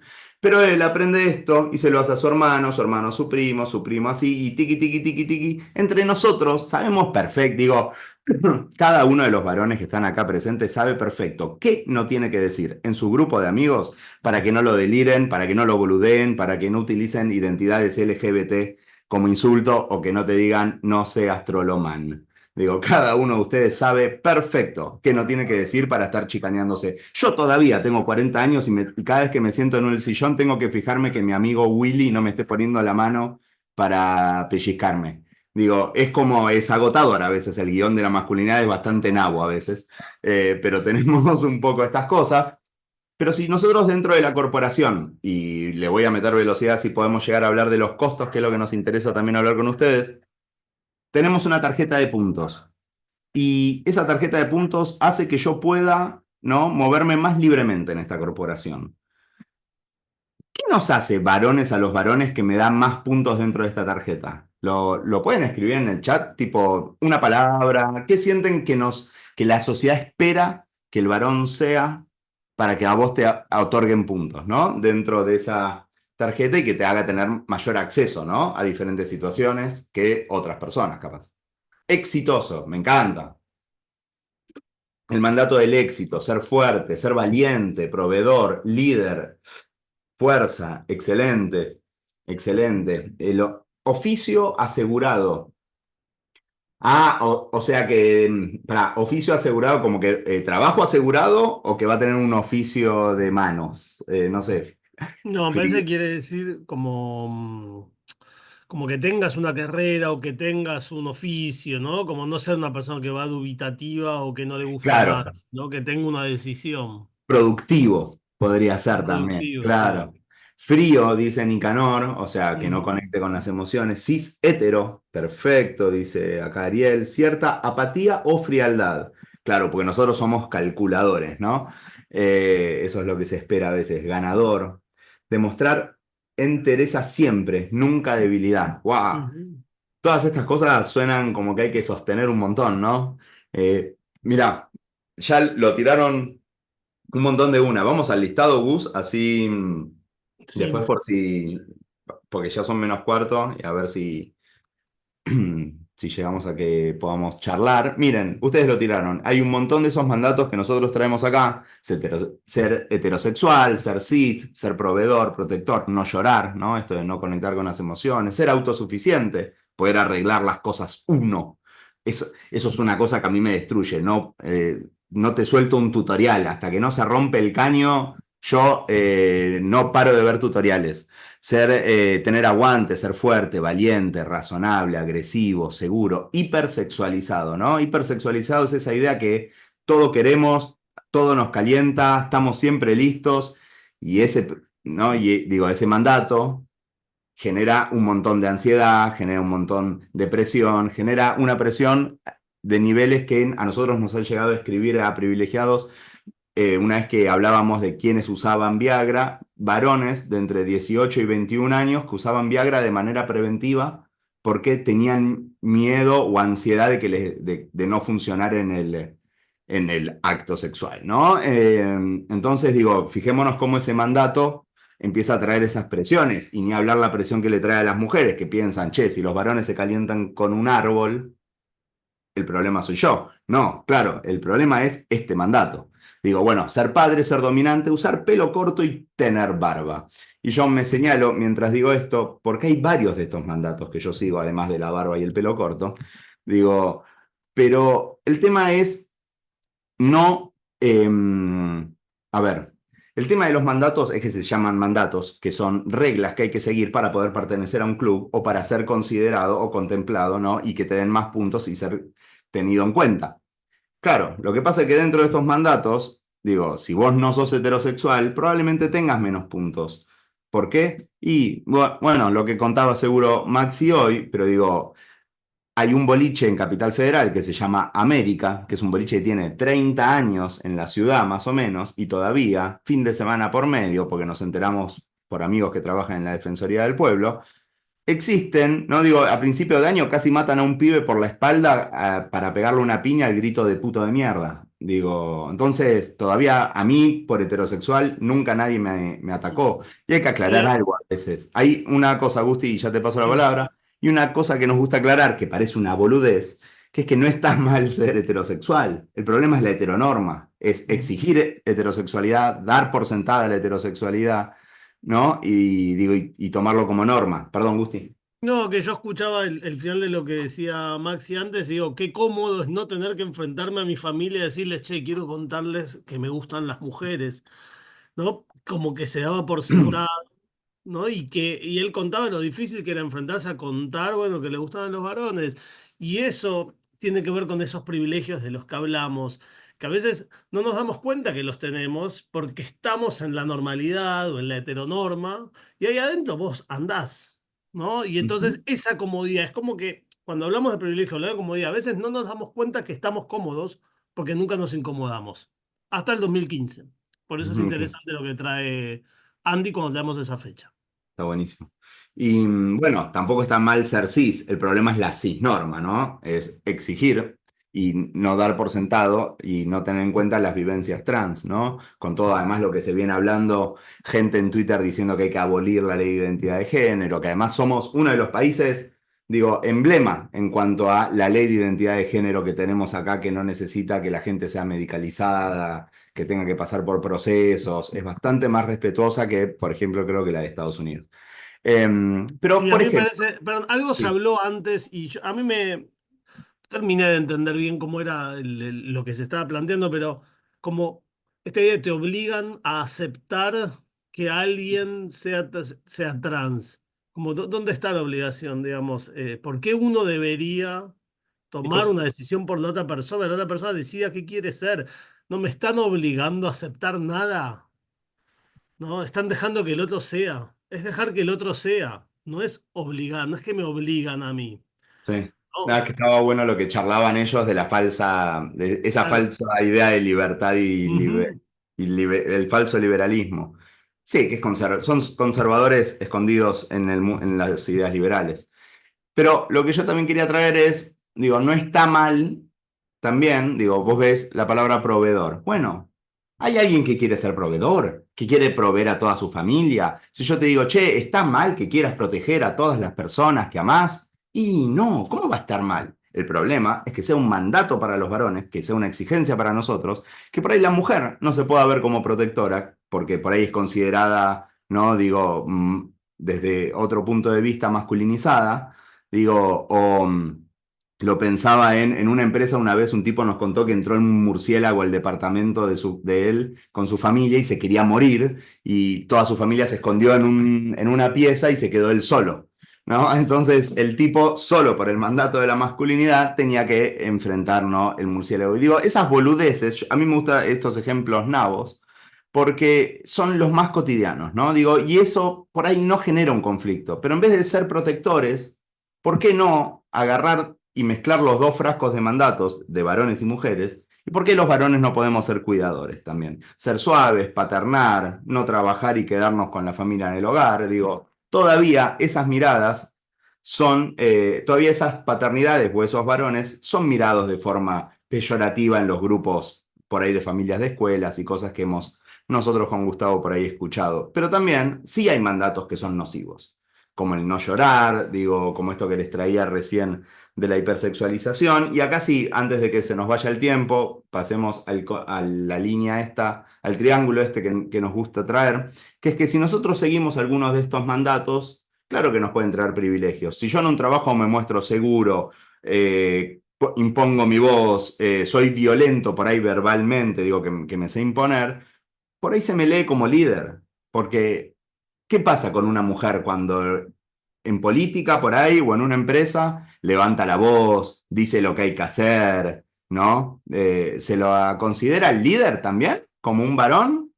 ¿O qué se piensa cuando, no? Cualquier mujer en la política golpea la mesa, levanta la voz y ya de una le están diciendo que, a ver, yo no lo quiero decir, mandona, ahí va. Ahí dice yo, y claro, digo, se considera más que tienen que pedir un poco más de permiso por ahí. Bueno, A nosotros nos pueden traer estos privilegios y estas comodidades los mandatos, pero también si seguimos los mandatos tan a rajatabla, nos traen costos.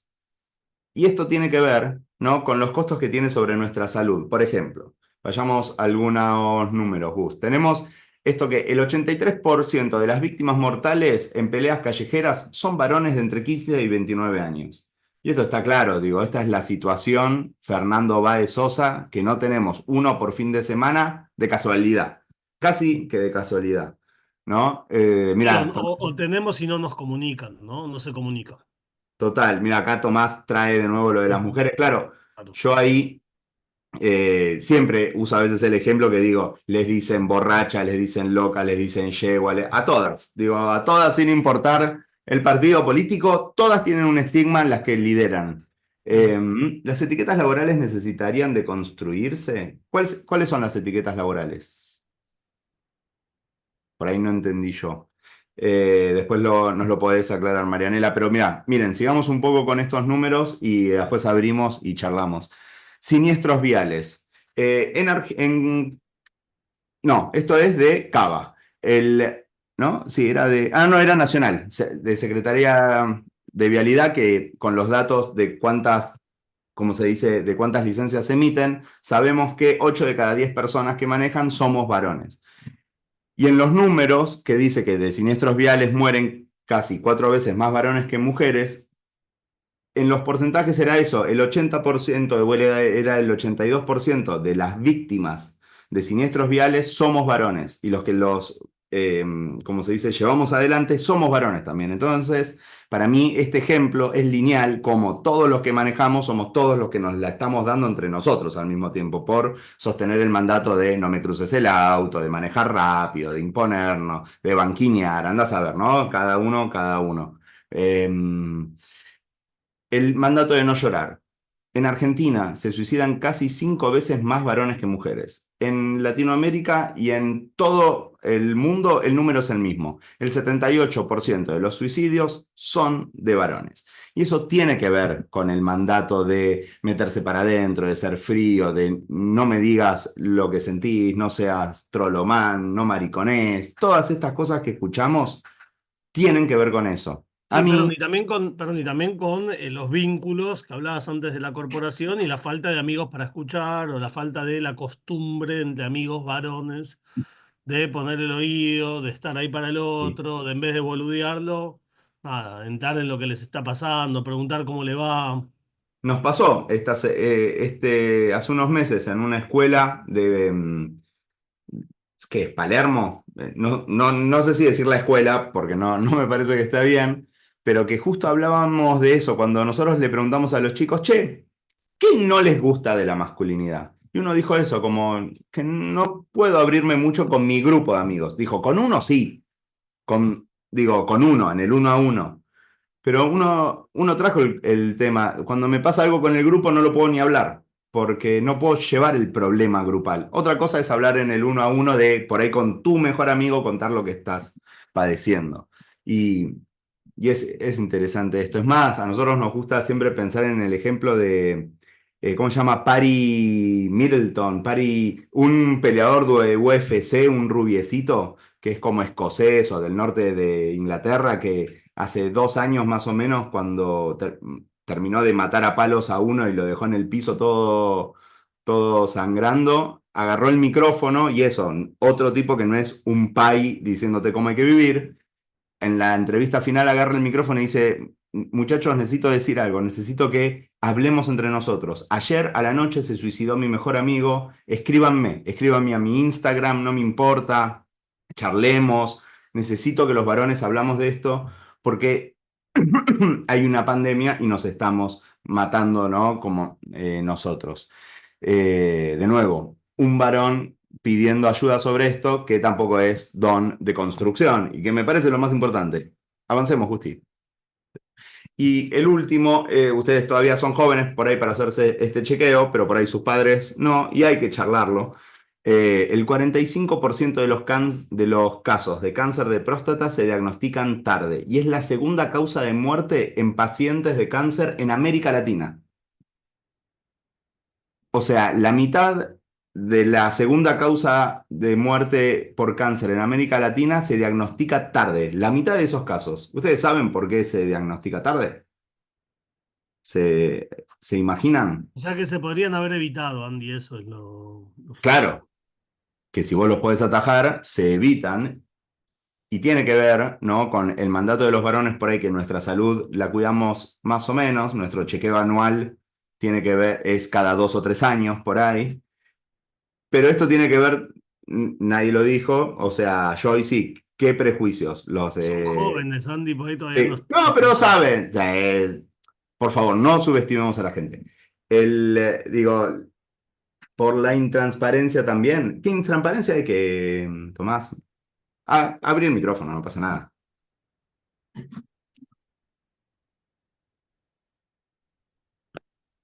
Eh, Buenas tardes. ¿Cómo Gracias, estás? gracias, Andy y Gus. Lo decía porque eh, a los hombres se nos trata de, como decían recién, de cerrarnos emocionalmente, y por ahí no queremos que nuestras padres, abuelos, tío, qué sé yo, sepa de que aunque hayan pasado por lo mismo, lo que nos pasa. Entonces puede ser por Total. ese lado, Está bueno lo de que que no, decís. de que no queremos ser transparentes contra nuestros pares. Me encanta el concepto de la intransparencia para todo, no solo para esto del cáncer de próstata. El problema del testeo del cáncer de próstata es que es un tacto rectal, ¿no? Donde hay que introducir un dedo y ese prejuicio, que estás haciéndolo en un espacio médico, Roberto, hace que los varones no nos chequeemos. Ahora hay estudios de sangre que te ayudan y todo, pero el tacto es algo que eventualmente va a ocurrir. Y yo que tengo 40 años, tengo amigos, cuando vos hablas de esto, ya decís no, porque tendrías que ir y ya es ya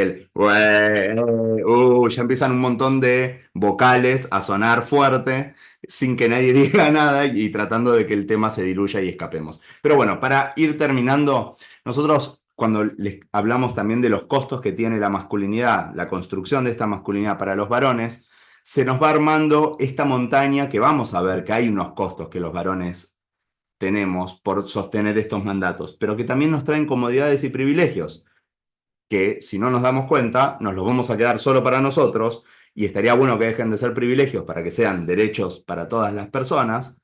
Y cuando esta charla se llama Puente Empático, porque nuestra búsqueda es generar este puente, que si nosotros podemos ver que la construcción de género a los varones nos traen un montón de estas situaciones, entonces, si nos damos cuenta que hay una construcción de género, hay un sistema patriarcal, podemos conectarnos con el puente, con la montaña que tienen, no todos los costos de las mujeres y las personas del colectivo LGBT, que en el triángulo no existe la línea de privilegios, es solo mandato-costo, mandato-costo.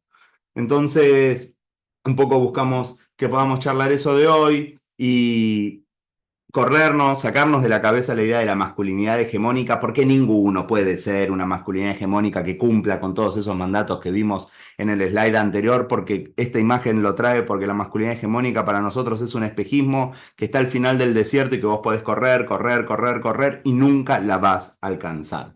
Entonces, la charla de hoy lo que busca es repensar este guión de la masculinidad, que parece que es una única masculinidad, que a todos los varones nos gusta lo mismo, que hacemos lo mismo, y que tenemos los mismos deseos y, como se dice, y no sé, y posibilidades, y poder empezar a construir masculinidades en plural, no solo porque está bueno pensar que cuando yo uso la palabra diverso, no solo pensar en masculinidades diversas desde las orientaciones sexuales o desde las identidades de género, sino también entender que hay diversidad entre los varones cis heterosexuales y que entre nosotros tenemos un montón de diferencias que las tenemos que charlar para poder construir otras masculinidades, masculinidades más empáticas, masculinidades que por ahí tengan el mandato de ser valientes para poder hablar en contra de la norma, digo, que sean la razón para que levanten la mano y admitan que tienen dudas y que no saben,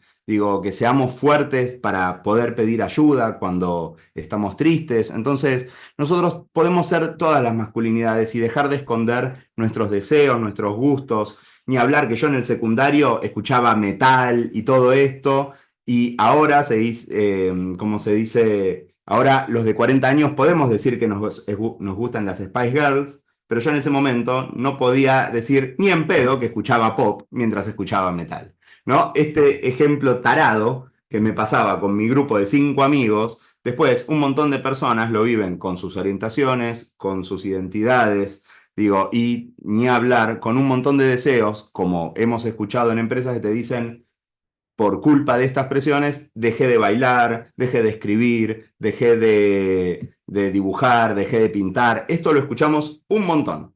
Entonces, lo que nosotros creemos es que podemos ser varones, como varones hay en el mundo, como varones hay dentro de esta sala de Zoom, siempre y cuando no violentemos ni sometamos a nadie. Muchas gracias por su atención y cualquier cosa podemos charlar un ratito y si no, ya son las 8, les terminamos muy sobre el pucho.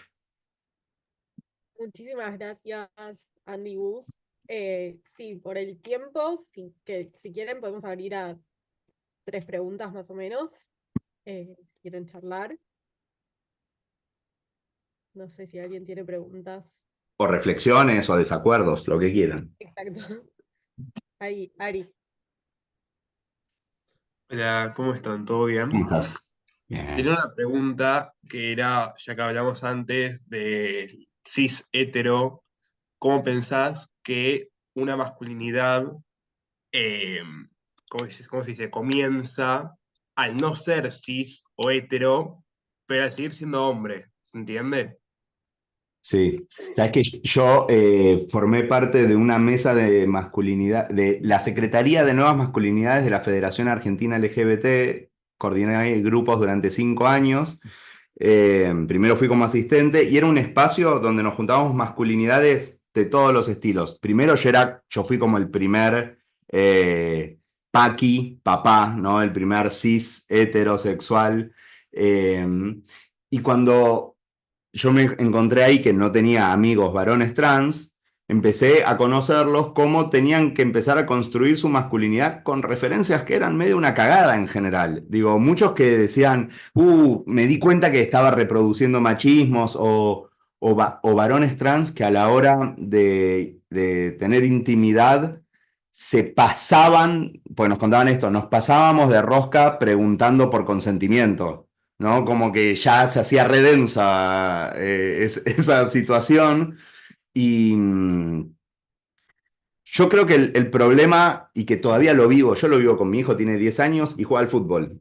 El sé hombre lo escucho casi todos los domingos de otro padre a su hijo y es muy difícil todavía desarmarlo. O también esto escucho, dale, no seas putito y ganá. Yo eso lo escucho a veces de padres que se lo dicen a nenes de 10 años, pero también lo escucho de tipos que no son los oretes más terribles del planeta. Entonces, lo que nosotros nos encontramos es que charlar de estos temas es, primero, tratar de generar la empatía, ¿no? Digo, y yo creo que todos los varones lo que tenemos que empezar a entrenar es el músculo empático, para dejar de maltratar a nuestros hijos, dejar de maltratar a otras personas, dejar de maltratar a las personas del colectivo LGBT. Pero esa construcción de cómo se hace un varón que no es un cis hetero paqui, yo como paqui me cuesta decirte, Ariel, pero lo que he escuchado es que sí, se siguen reproduciendo machismos, es difícil, pero lo bueno es que yo creo que ahora hay más espacio, se está hablando más de esto. En el mundo, digo, no, se está hablando más de ciertas identidades, pero yo creo que hace ya este año el tema de la masculinidad se diluyó, ganaron los que te dicen que, ¿cómo se dice? Que no tenés que tener novia, que tenés que producir, que a los 13 años tenés que ya estar ganando $20.000 por mes. Digo, se está reproduciendo eso, el Yados, no sé si lo conocen, a Yados el español, que tiene una secta, digo, son un montón de varones que le pagan para estar en un grupo de Telegram, para que, no sé, para que un tipo te diga que tenés que hacer burpees 10 veces por día, no sé, no se entiende bien, pero el problema es que en redes, para mí está ganando esa masculinidad, Ariel, y tenemos que ver, digo, ustedes en sus militancias de jóvenes, espero que puedan ahí construir espacios más amigables, con masculinidades más amigables y que compartan también el poder en diferentes lugares, ¿no? No sé, o la palabra. Sí, igual sigue siendo una temática la masculinidad, sigue siendo una temática muy actual. Acá hay una Sí, pregunta que claro. María pregunta, me gustaría saber si esto lo han trabajado en aulas educativas o en charlas de grupos y decir así cómo fue el impacto en recepción de esto. Sí, Gusti. laburamos no, a ver, fuimos un montón de escuelas, intentamos ir a partir de los últimos años de la secundaria, porque bueno, también por una cuestión de edad y porque pasan cosas distintas ya a partir de uno empieza como a estar más desarrollado y la sexualización y los vínculos sexoafectivos aparecen un poco después. Pasó de todo, digamos, no hay una única forma que podríamos decir, che, nos pasa esto cuando vamos a las escuelas. Hemos encontrado escuelas muy receptivas, con miradas muy copadas, hemos encontrado escuelas muy complejas Pero y compleja es por lo apático por ahí, ¿no? complejas por lo apático, por el no, no me interesa, o porque ni te miran, o no te hablan, o no te cuentan, o no se abren, o no se expresan, o te miran con cara de sos un nabo, ¿qué me venís a hablar de esto vos? ¿Qué sabés vos de esto? Entonces es como una especie de rechazo a la temática, por sobre todo. Pero no, no hay una sola manera. Lo que sí encontramos es que en casi todos los lugares a donde fuimos hay un tema al respecto de qué está pasando en el vínculo entre los varones y las mujeres a nivel grupal, adentro de una división o dentro de un año. Digamos, sucede y nos están llamando un montón de escuelas para ir a charlar sobre esto porque no saben cómo introducirlo, ¿no? Y de los varones con los propios varones también, ¿no? Situaciones de violencia, situaciones alrededor del fútbol por sobre todo, y lo peor del fútbol, ¿no? Porque como decía Andy, digamos, no es que estamos en contra del fútbol, pero sí esas cosas más chotas del fútbol aparecen mucho en el mundo de las escuelas. Ahí pregunta Joshua, es un tema de reconversión de valores tanto desde lo masculino como de lo femenino, dice Joshua. ¿No? Digo, me Sí. parece que sí, como respondo un poco a lo que dijo Andy apenas empezó. Es cierto, como varones hablamos de la reconversión de valores de los varones. Digo, yo no voy a opinar sobre qué tienen que hacer las mujeres, ni qué tienen que hacer. Digamos, por eso la charla se llama privilegiados somos privilegiados y hablamos entre nosotros. Digamos, esa es la lógica del proyecto, por una cuestión también de respeto y también de agradecimiento al movimiento feminista, que es el que de algún modo nos vino a Y de, despertar. y de pensar nuestra acción, porque si no es la inacción. Y nuestra acción Ujú, es entre nosotros. Digo, eso es lo que sentimos. Nuestra acción es dentro del club de varones. Es ujú. entre nosotros para salir mejores, para poder, no, digo, para poder trabajar entre nosotros.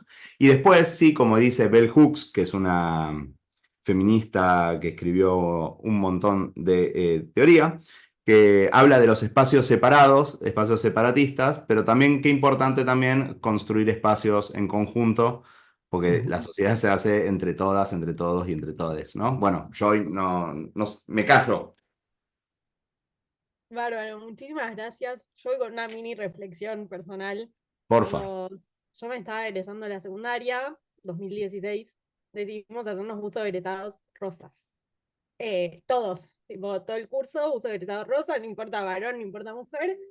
Y una profesora fue y le dijo a un compañero, no me gusta el rosa para los varones.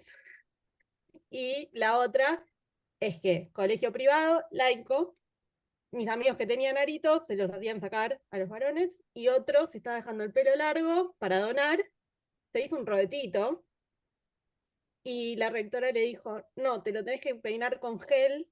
eh, y a raíz de todo eso decidimos hacer tipo cambio de polleras con pantalones como marcha pacífica dentro del colegio. Perfecto.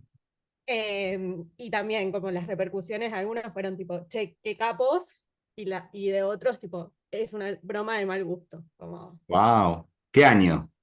2016. Ah, no hace Así nada. que sí, hace nada, pero fue como también, tipo, ¿por qué yo puedo tener, no sé, 6 perforaciones en la oreja y no me dicen nada? Y el que Ujú. tiene un adulto, van y le dicen, che, sácatelo porque estás en el colegio. O se Total. tiene el pelo y lo mandan a la casa para que Sí, vuelva con el pelo del mismo total. color. Sí, y nos cuesta también conseguir referencias de esas masculinidades y todo. Yo, va a parecer otra boludez que digo, pero que Messi tenga una camiseta rosada está haciendo que un montón de pibes usen un color rosa, que yo en el 90, a mí ni en pedo me hacías ponerme una remera rosada, ¿eh? Y parece una pavada. Yo a veces digo también que la foto de la mano llorando de Federer y Nadal hace a veces por la masculinidad más que 10.000 charlas de masculinidad. Digo, porque ver esos tipazos hacer eso así, viste, como esos dos héroes para un montón de varones, es como, es interesante también. Pero bueno, ya se irá construyendo y la masculinidad eventualmente se va a ir modificando, espero, para que todos y todas podamos estar mejor. Bueno, listo, sí, me callo porque si no sigo hablando. Gracias, Luciana, y gracias, Joy. No, muchas gracias a ustedes. Los liberamos y chicos, nos quedamos 2 minutos, hablamos de los trabajos finales. Y Gracias por su tiempo, gracias por estar ahí. gracias. Gracias, Gus, Andy. Un placer siempre.